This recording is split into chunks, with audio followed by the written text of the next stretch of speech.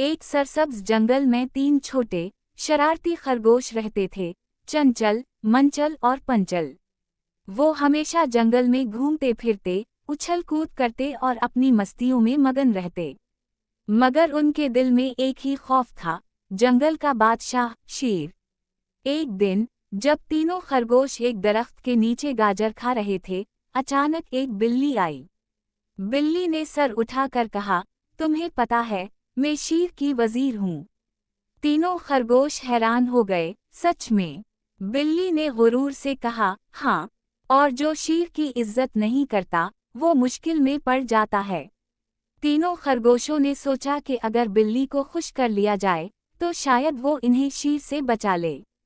इन्होंने बिल्ली को गाजरें पेश की, मगर बिल्ली ने नाक चढ़ाकर कहा, मैं घास फूस नहीं खाती।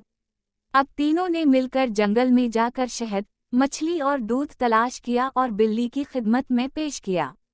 बिल्ली खुश हो गई और कहा, अब मैं तुम्हें शेर से बचा लूंगी। मगर ऐन उसी वक्त शेर आ गया।